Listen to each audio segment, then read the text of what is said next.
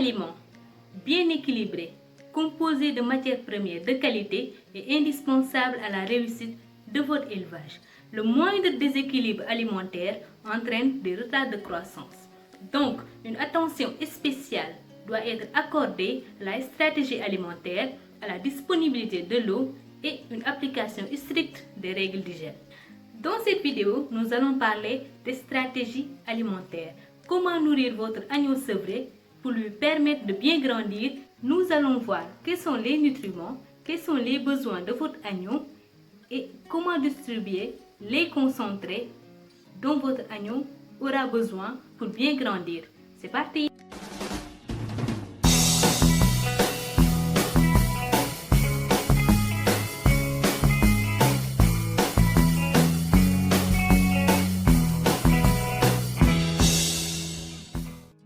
Salut et bienvenue sur la chaîne Hawa Conseil Élevage. Ici, on parle d'aviculture, d'élevage ovin, d'élevage bovin et de santé animale.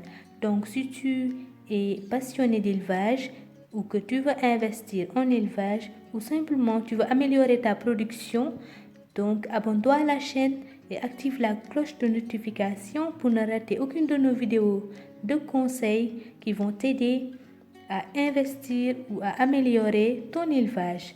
Comment nourrir ces moutons? Cette vidéo fait partie d'une série de vidéos qu'on va faire sur l'élevage ovin. Donc, comment passer d'un agneau sevré à un grand mâle? C'est ce que nous allons voir dans cette vidéo. Alors, les nutriments et les besoins. Donc, pour vivre, croître, se développer, l'organisme a besoin de nutriments. Et ces nutriments-là sont apportés par l'alimentation. Mais en bergerie, nous avons la responsabilité d'apporter les nutriments nécessaires à nos animaux. Donc, il est essentiel de connaître les besoins de nos moutons et de savoir comment combler ces besoins selon le stade physiologique, l'âge et le sexe. Donc, nous allons d'abord voir quels sont les nutriments et leur rôle. Et cette partie est très importante car elle va nous permettre de bien comprendre la deuxième partie qui porte sur comment alimenter votre agneau pendant les grandes phases de sa vie. Donc, de 3 à 12 mois. Mais le sevrage peut se faire de 2 mois et demi à 3 mois. Ça dépend de l'éleveur. Donc, la deuxième phase, c'est de 13 mois à 24 mois. Et la dernière phase que nous allons voir, c'est de 24 mois et plus. Et à la fin de la vidéo, je vais vous donner une méthode de déparasitage de vos moutons. Les nutriments sont les éléments apportés par l'alimentation pour combler les besoins de l'organisme. Et ils peuvent être de différentes sortes. Donc, on peut avoir des nutriments énergétiques, donc qui apportent de l'énergie, qui apportent des protéines, des lipides, des glucides, des vitamines et des minéraux. Donc, nous allons voir quel est le rôle de chaque élément. Donc, de chaque nutriment, nous allons voir quel est le rôle. Alors, c'est parti pour l'énergie.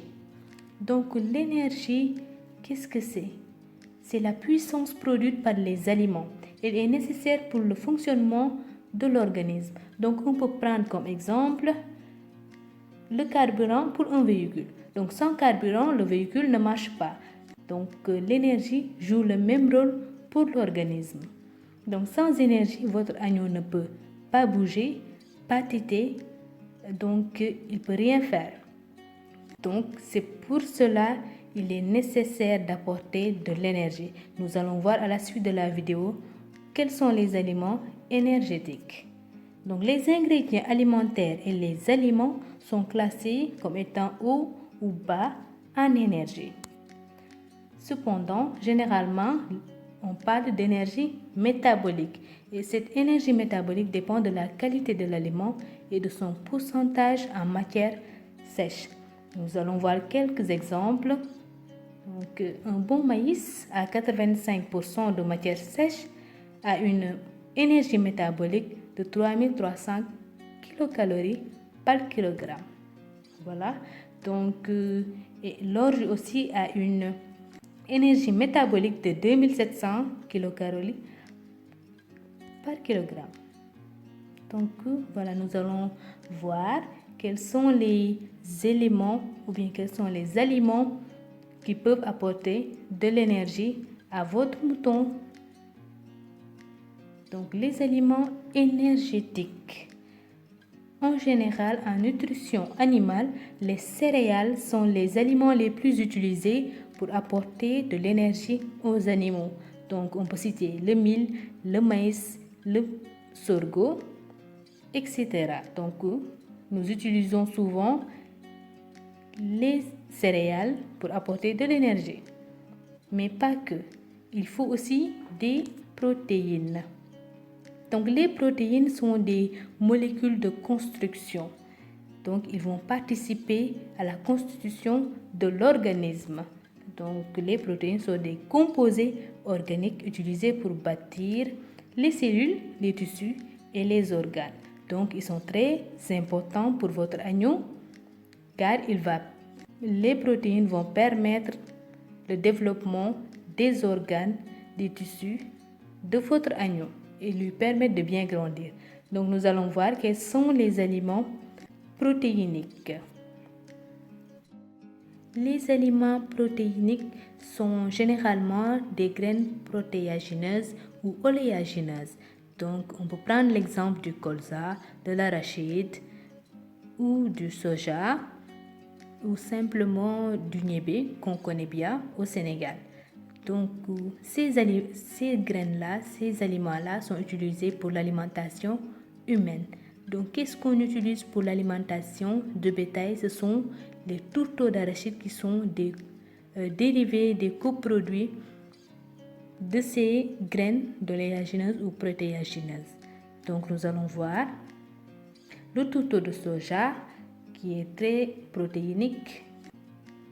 Ensuite, le tourteau d'arachide, le tourteau de coton et le niébé aussi qui est utilisé dans l'alimentation du bétail. Voilà pour les aliments protéiniques qui apportent des protéines à votre animal. Nous allons maintenant passer aux vitamines. Les vitamines, c'est des composés qui sont essentiels pour l'organisme. Les vitamines sont des nutriments essentiels, donc ce sont des régulateurs métaboliques. Les vitamines sont présentes en petite quantité dans les ingrédients. Et quand on dit essentiel, c'est que l'organisme ne peut pas les fabriquer. Donc, il faut les apporter dans l'alimentation. Mais il y a aussi les minéraux. Par exemple, le potassium, le zinc, le calcium, le cuivre, etc. Les minéraux aussi sont des matières non organiques qu'il faut apporter dans l'alimentation. Donc, les vitamines et les minéraux sont des composés qu'il faut apporter dans l'alimentation grâce au CMV. Qu'est-ce que c'est? C'est les complexes minéraux vitaminés. Donc, il y a plusieurs produits en fait qui se vendent chez les vétérinaires. Pour avoir des CMV, il faut juste aller chez le vétérinaire et lui demander des CMV pour compléter votre alimentation. Donc, nous allons maintenant passer à la deuxième partie. Tout éleveur doit avoir une stratégie alimentaire pour bien nourrir ses moutons et les garder en bonne santé. Les moutons sont des ruminants. Leur alimentation de base est le fourrage. Donc, dans la vidéo précédente, j'ai parlé des fourrages, des différents types de fourrage. Donc, je vais mettre le lien en haut de cette vidéo pour que tu ailles voir ça et j'espère que ça va t'aider. Donc, les fourrages, nous pouvons avoir l'herbe, donc le foin et la paille. Tout ça, c'est des fourrages mais qui ont des apports nutritionnels différents. Donc, un bon fourrage suffit à combler les besoins d'entretien des moutons. Cependant, quand on parle de complémentation, c'est lorsqu'on n'a pas un bon fourrage ou un fourrage pauvre. Donc, si on a un fourrage pauvre qui ne comble pas les besoins de nos moutons, il est important de complémenter. Donc, les concentrés aident les moutons à combler les besoins nutritionnels qui ne sont pas comblés par le fourrage, car un bon fourrage comble quasiment tous les besoins. Donc, cependant, le concentré doit être rationné. La distribution doit se faire en petite quantité et à des heures différentes pour éviter certaines maladies métaboliques. Donc, la première phase, c'est du sevrage au 12e mois. C'est une phase de croissance très importante à ne surtout pas négliger. Et à cette étape, votre agneau a besoin de protéines. Nous avons déjà parlé du rôle des protéines. Ce sont des molécules de constitution. Donc, ils vont aider l'organisme à constituer ses organes. Donc, pour le développement de ces organes, mais surtout de l'énergie. Car nous avons vu que sans énergie, rien ne peut se faire. Et à cette étape de la vie de votre agneau, puisque c'est un ruminant, il faut toujours du fourrage, apporter du fourrage à volonté. Donc, le fourrage, c'est l'alimentation de base de vos moutons. Donc, apporter du fourrage à volonté, mais aussi un peu de complémentation avec du mil pour apporter de l'énergie, mais aussi des tourteaux d'arachide, du tourteau de coton ou de soja, ce que vous avez. Ensuite, vous pouvez aussi utiliser les aliments industriels, les repas et tout. Mais il ne faut surtout pas dépasser les quantités recommandées. Donc ça, 100 à 250 grammes par jour. Nous allons passer à la deuxième phase. Du 13e au 24e mois. Donc, cette phase-là, vous avez déjà un jeune mâle.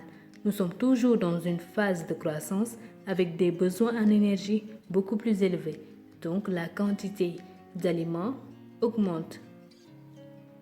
Nous allons voir ce que nous devons apporter à notre jeune mâle et pour quelle quantité. Donc, toujours le fourrage qui est l'alimentation de base de nos moutons. Et le fourrage doit être distribué à volonté. Ensuite, la complémentation, il faut toujours apporter de l'énergie, donc utiliser le maïs, le mil, des aliments énergétiques, ensuite des aliments aussi protéiniques, mais ne surtout pas dépasser 500 grammes par jour. Donc la quantité est de 250 à 500 grammes par jour. Donc, la dernière phase, c'est de 24 mois et plus. Donc, à cette étape, vous avez déjà un mâle adulte. Pour le garder en bonne santé, votre mâle, il faut apporter surtout du fourrage de qualité. Donc, j'insiste toujours sur le fourrage car c'est l'alimentation de base des ruminants. Il a aussi besoin d'énergie pour l'entretien et le maintien de son poids. Donc, il faut toujours veiller au poids de votre animal. Ne surtout pas trop le surcharger. Et nous allons voir les quantités. Donc le fourrage toujours à volonté. Ensuite, l'énergie, les protéines. Donc les concentrés de 500 grammes à 1 kg. Donc la distribution doit se faire par petite quantité et ne surtout pas dépasser les quantités recommandées. Et ce qu'il ne faut surtout pas oublier et que je dois impérativement noter, c'est ne pas oublier les CMV. Nous avons déjà parlé des CMV, c'est les complexes minéraux vitaminés. Donc les minéraux et les vitamines sont aussi essentiels pour garder en bonne santé votre animal. Donc la dernière phase, je vous avais promis un programme d'utilisation des antiparasitaires. Donc ce programme, vous pouvez avoir plusieurs programmes. Donc il faut dès le jour 0, donc où vous choisissez de faire le déparasitage de votre animal. Donc il faut du Vitamic, Bolimizole. Donc vous pouvez avoir aussi d'autres produits, mais il faut respecter les jours, la distance entre le premier jour et le 15e jour pour le rappel. Ensuite, restez 2 mois après pour refaire le déparasitage. Donc j'espère que cette vidéo vous a plu et que je vous ai apporté quelques éclaircissements. N'hésitez pas à vous abonner et à partager la vidéo. À bientôt!